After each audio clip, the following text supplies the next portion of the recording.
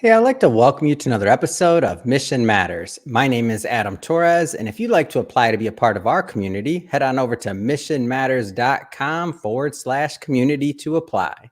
All right, so today is a very special episode. We're bringing back Kurt Nelson. I'm so excited to have you back in the show. For those that don't know, Kurt is the founder and chief behavioral officer over at Lantern Group and co-host of Behavioral Grooves. And I'm proud to announce an author in our best-selling Business Leaders book series. Hey, Kurt, first off, just welcome back to the show. Thank you, Adam. Glad to be here. All right, Kurt. So we got a whole lot to talk about today. I mean, a lot of business owners, executives, entrepreneurs watch and listen to this show, and the power of behavioral science to improve leadership. We talk about this all the time on the show. Leadership is the key to everything. So getting your insights on this topic, super invaluable for myself learning as a leader and also for our audience. But we'll get this episode started. Kurt, you already know the drill. Like, we start them all with what we like to call our Mission Matters Minute. So, Kurt, we at Mission Matters, we amplify stories for entrepreneurs, executives, and experts. That's our mission. Kurt, what mission matters to you? Yeah, Adam, I love this question because I think it's so important for people to understand what their values are. And, when I think about what the mission that matters to me most is really making sure that I'm able to bring to people, whether that be leaders within organizations, whether it be general public through the podcast that we do, but bring behavioral science insights to them so that they can improve their world, and that be business world or their personal lives. Behavioral science has the power to be able to help us understand ourselves. And by understanding ourselves and others around us, we can make a big improvement across the globe, across our community, inside our family, inside our company. So that's my mission, and I love it. So, Kurt, how long have you been on this behavioral science path, and like, what inspired you to go down it? Oh my gosh.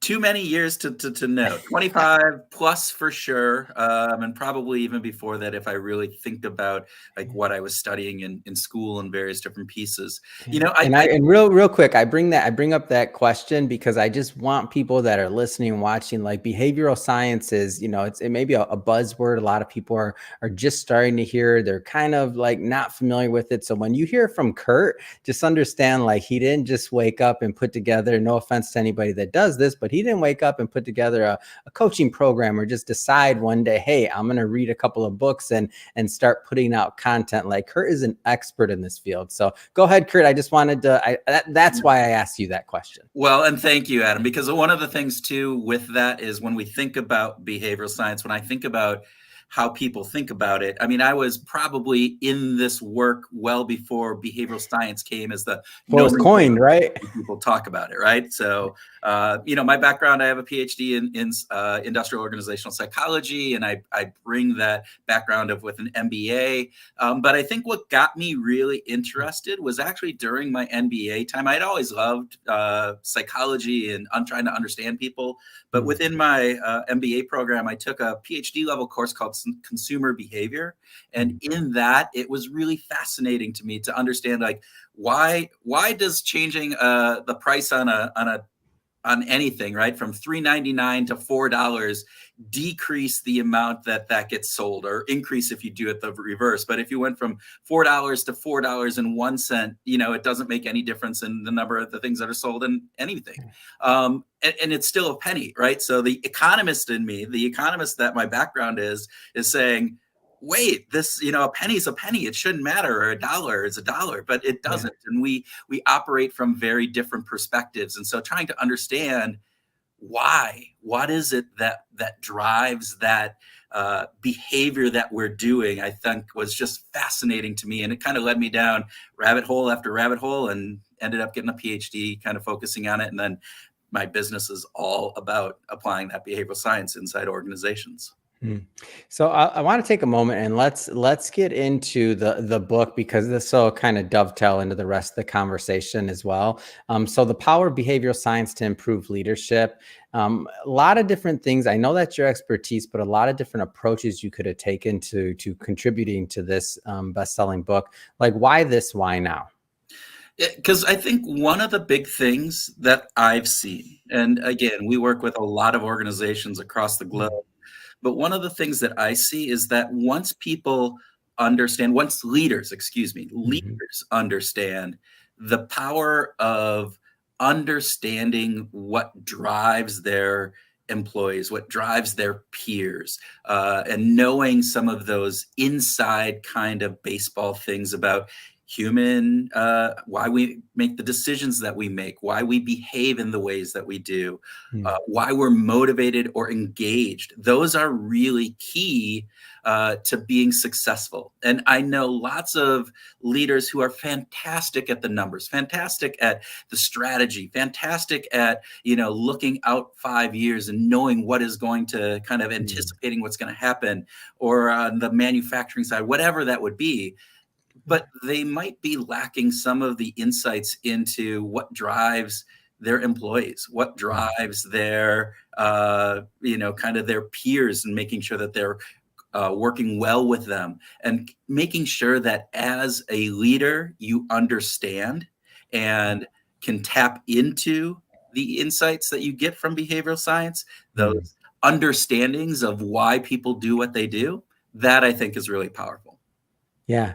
And as we look at, so I'm looking at, this new paradigm, let's say in the workforce, where, post COVID now. So for everybody that's watching this, just for context, we're recording this in September of 2023. So, post COVID, we're in this new paradigm. And I know leaders out there are searching for tools. They're looking for ways to rethink, because there's no more, maybe there never was, but definitely now it's become very apparent that there's no one size fits all workforce. So I'm curious, like, how some of this stuff applies to some of the challenges that our leaders out there are going through, like right now, present day. Yeah. And Adam, I think what you said to begin with, I think it's always been there. I think it might Yeah. be, maybe there's a magnifying glass on it now, right? Mm, With everything that's going on. But I think one of the big pieces, at least in my world, the world that I live in, is really understanding what motivates our employees, what mm, motivates those people. Because if we don't have a workforce that's engaged, mhm, one that wants to come in and do a good job every day, one that says, hey, what can I do to move even beyond what you're just expecting me of? And I think we've heard all about quiet quitting. We've heard about the mhm. lack of engagement with workforce across the globe and all the surveys that are out there. And Yeah. by being able to understand what peel back that layer. We need to Mm. peel back that layer, because oftentimes we go, well, if I just pay this person more, or if I put a pool table in the break room, that's going to motivate them. And we know that that isn't the That case. was early millennial days. It wasn't that. It was a ping pong table. I remember, Well, because see, that was what I that's was where I that messed up. early millennial day, and that's how they used to get you. They'd bring you right out of college. You walk through, and you're like, "Oh my gosh, they have ping pong tables," but we never seen anything like that in the workplace before. That's true. Go ahead. I had to No, correct that one. but I mean, there is an aspect there. So Yeah. I will say that there is an aspect. There's an aspect when we think about the culture and the environment that you Mm, create as a leader. absolutely. Mhm. That's important. And so, having a ping pong table or a pool table in and of Yeah. itself doesn't motivate anybody. But creating the culture where there's community around Mm, that ping pong table or that pool table, mm, or the keg that has, that you yeah. tap on Friday afternoons, and doing those kind of things, those are important. And it's really understanding all those underlying drives. So again, as I said, peel Mm, back the layers on this, because we too often think that the levers that we have to pull are, we have our cash, our paycheck and bonuses. And mm, we have more than that. Not saying that those aren't important. Those are vital. Those yeah. are vital to making sure that you have an engaged and workforce that really wants to come in and work. I mean, we all Mm, have that drive to acquire and to obtain kind of those things. That's part of the motivational model that we use. It's mhm, acquire and achieve. But we're also motivated by other things. We're motivated by the sense of belonging and bonding. We're Mhm. motivated by a feeling of challenge and of learning and comprehending. We're also motivated by the sense of purpose. Is my purpose aligned with the purpose of the organization? Am Mhm. I feeling like I need to stick up and defend this company? And Mhm. those are really key pieces when we think about making sure as a leader that you're creating the organization that not only satisfies one or two of those, but all four across those. It's called the 4 Drive model. It was developed by Lawrence and Naria back in the early 2000s, and it's a fantastic model of employee engagement and motivation.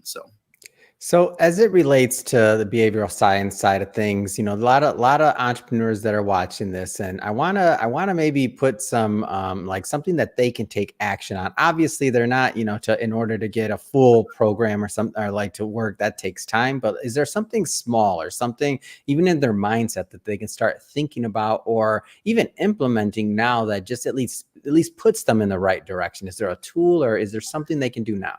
Yeah, so I mean, I will take a step back and say that every organization is different, every culture is Yep. different, and so any type of implementation that we do, it's Yeah. always custom, it's always developed on that. There are a few underlying things though, Adam. So one of the things that we always look for is, again, how are you structuring those incentives that you have, and make sure that you're Mm. structuring those incentives so that they're not counterproductive to what you're trying to obtain. And I'll give you an example.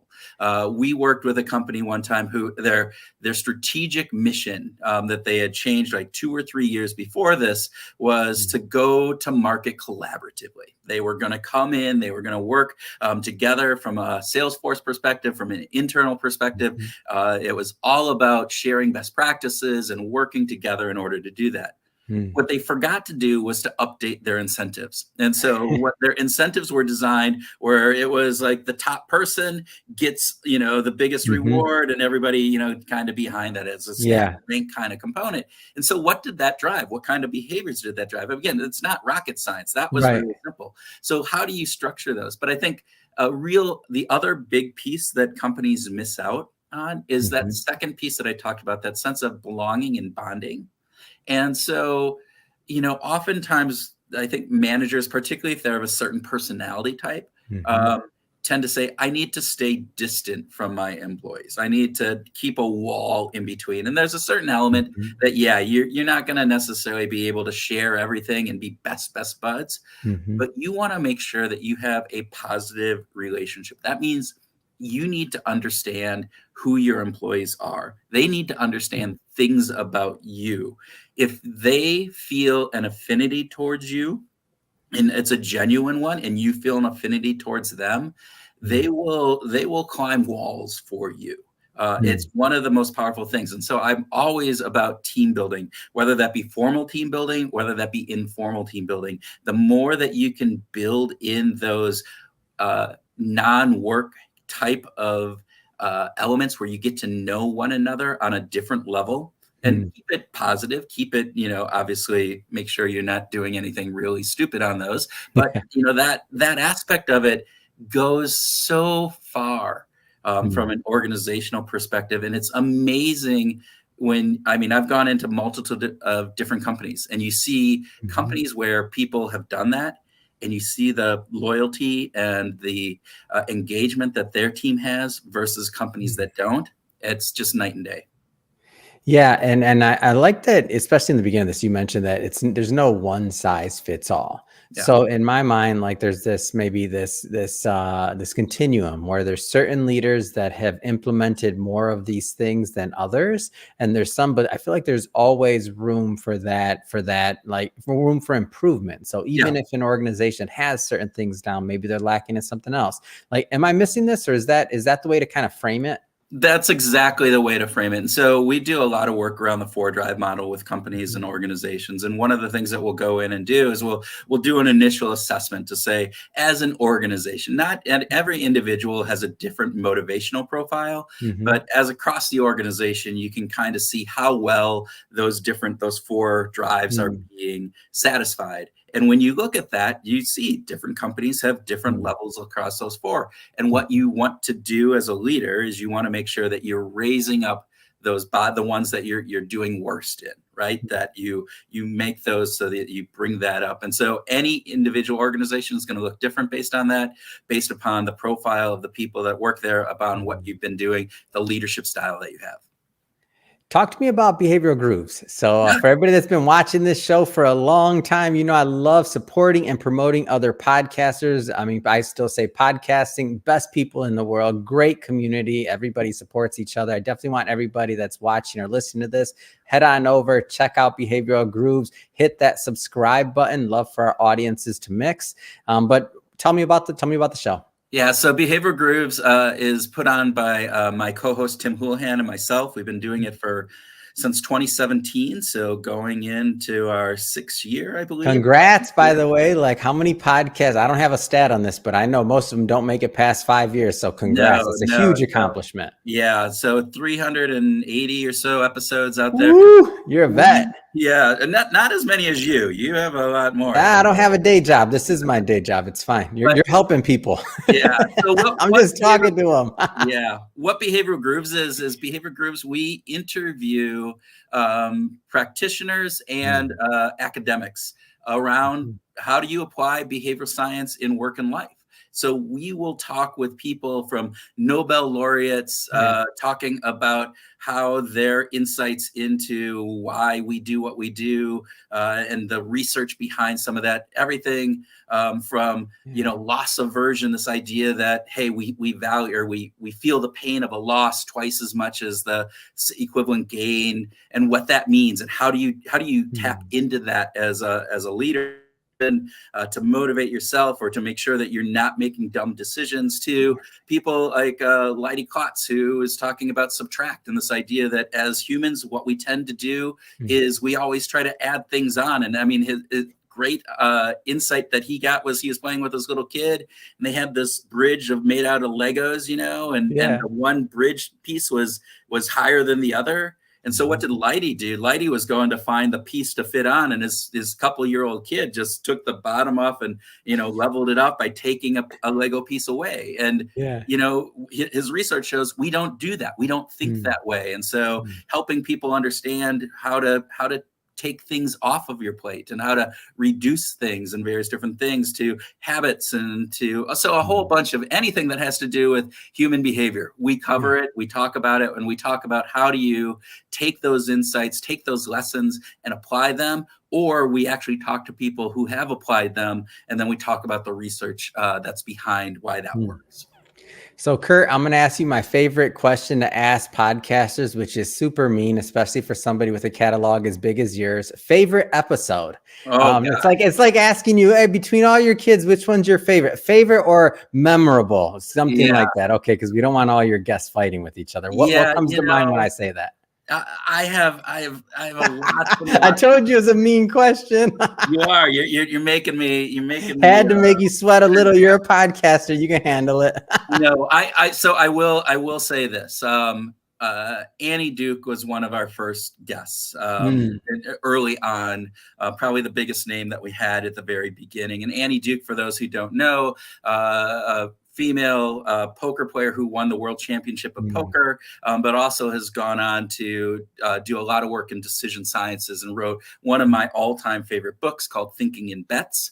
And we ended up having a fantastic, just really deep, meaningful conversation with her that led to a friendship, that led to her being on the show again. She's been on 4 times now, so she's, I think, our top number person who's been on there. We helped her with writing her, one of her other books and kind of giving some initial feedback, and got to talk with her about that. But she's brilliant. She's just a brilliant person, and she's just so much fun. And so that always sticks with me. It's kind of that first love. And so that's who. I'm sold. I have number one. I'm sold. Number one, I got to pick up this book. What would you say it was called again? Thinking in Bets. Thinking in Bets. It's one of the best books out there about how we think and how to improve our decision making. And again, she brings in wonderful stories about her time as a poker player and Mm. the lessons learned and applying that in a decision, kind of studying how decisions are made. This idea that if we think in bets, but if we can do that better, our decision making improves. So.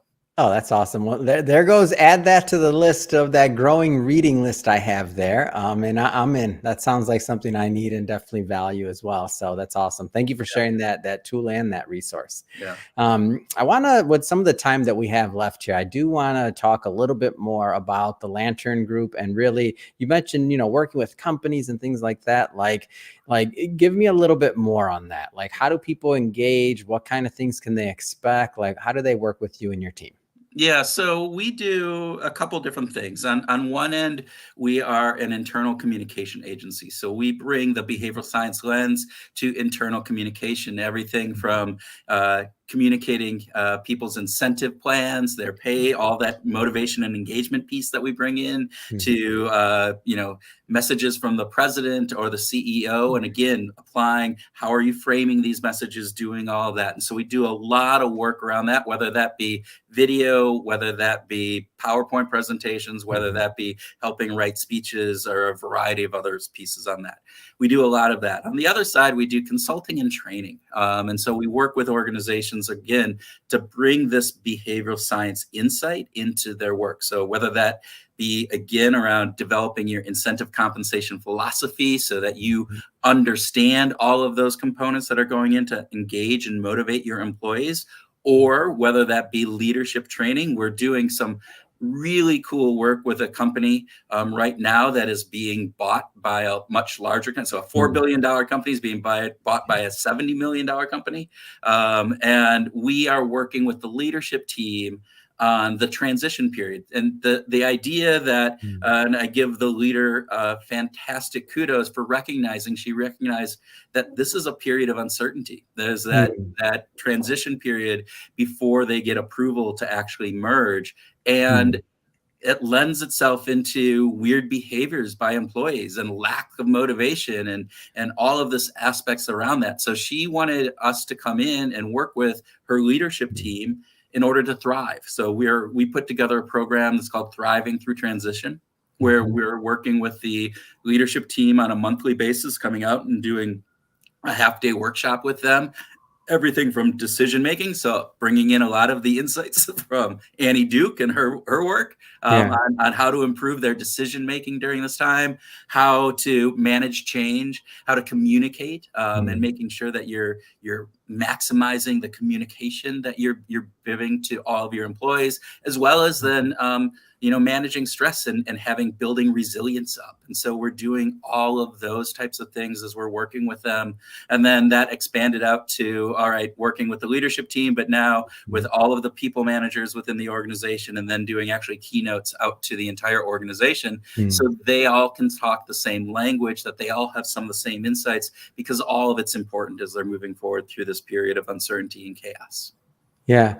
And now you mentioned, I mean, this is a company in the billions. Do you work this? That's obviously enterprise level, working on M&A, like a big deal there. Yep. Do you also work with middle market, small business? Like, give us a flavor for that. Yeah, so I mean, most of our work is within larger organizations, but we do a fair amount of work with medium-sized companies. Again, the threshold is really the number of employees, right? If you're going to be under 50 employees, probably not the right people to be coming to. But if you're a few hundred to 1,000, we probably can come in and really help in making sure that you're tapping into all of the power that those employees have. Again, if I think about behavioral science, it's about leveraging the innate ability and motivation and engagement that people have. It's just allowing that to be set free, to be able to, as a leader, as an organization, put the programs and processes in place in order to let that happen across the organization. So you're, to me, you're the behavioral science guy. Like, that's how I think of you. Obviously you have formal titles, other things like that, but I'm curious from your perspective, like, 2023 current business climate, like, what are the things that you're thinking about?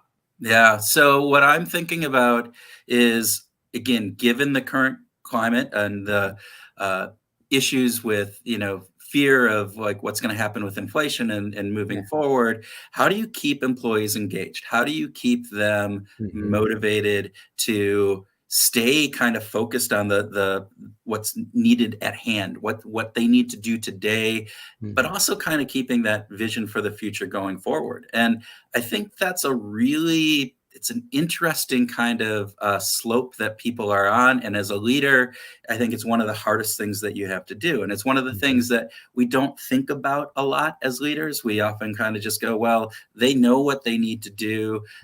They should be engaged, but we have to work at it. We have to continually make sure that as leaders that we're making those right choices, doing the right things in order to make sure that your employees are engaged, to make sure that your people are really motivated and driving to the finish line that you need them to finish to. So, yeah, it's great. Well, I got to say, Kurt, really appreciate you coming back on the show. I'm thrilled to have published some of your work and to continue to promote your work, your brand. Of course, Behavioral Grooves. If everybody listening hasn't yet subscribed, definitely go do that. We're going to put all of that in the show notes too, so that people can just click on the links and head right on over. But that being said, I mean, what's next? What's next for you? What's next for Lantern Group? Yeah. So we're building out a whole series of tools. It's starting with a guided journal. So if anybody, leader or just an employee, wants to achieve their goals better, that they can get this. It's called Brain Shift, is the first journal. It's a 13 weeks, so a quarter, where we bring behavioral science into a really easy to use daily journal where I am writing down, hey, here are my keystone goals that I want to achieve this quarter. And then every week we give a behavioral science insight. And then every day we have specific prompts that bring you back to what do I need to do today in order to achieve that keystone goal, and what am I grateful for? Again, all the science side of things in order to make sure that you're achieving those goals, driving those goals, and then, staying on target with that. And in addition to the journal, we also have elements of like, how do you make better goals? So we have a little side kind of document that you can get that's a goal shift. And then you can, understanding goals. We have decision shift. Again, taking some of those insights from Better Decisions. We are just launching volume 2 of the Brain Shift Journal. We'll have a leadership journal coming out, again, looking at leaders and how do you, as a leader, if you're a first-time leader or you're a leader who's been, leading people for a while, but it's a daily journal to help you become a better leader and to make sure that you're always focusing in on driving the right behaviors and doing the right things as a person, as a leader within an organization. So that's where we're super excited about the possibilities of this whole area. And it's really, really cool to have that coming out really soon. So it's kind of like a personal trainer for your brain. Yeah. Like I daily. love that. I'm going to steal that. Can I take that? I'm going to put got that it, man. This is what I do. I'm your branding guy. Come on. Of course you do. It's a personal trainer for your brain. That's what you just described. Except they're not coming in your house, smelling up the place with their sweat. Exactly. If you really want to get visceral with it, that's what you say. Yeah, no, I love that. And that because I think you really kind of captured it.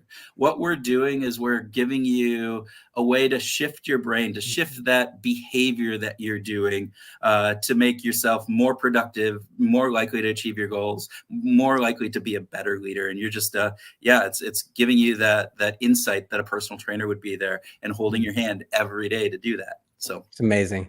So if somebody's watching this and they want to connect and they want to follow up to learn more about Lantern Group or your other content or the programs, I mean, what's the best way for them to do that?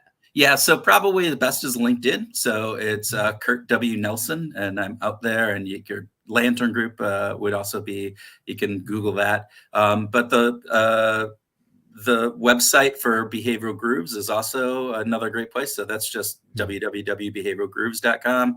LanternGroup.com is another one. So any of those, probably the best way is LinkedIn. That's what I'm out on most. So.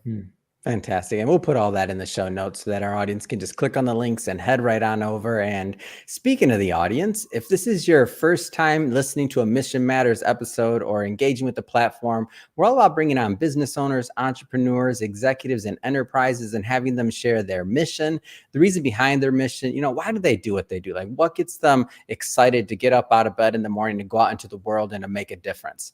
If that's the type of content that sounds interesting or fun or exciting to you, we welcome you. Hit that subscribe button. We have many more mission-based individuals coming up on the line, and we don't want you to miss a thing.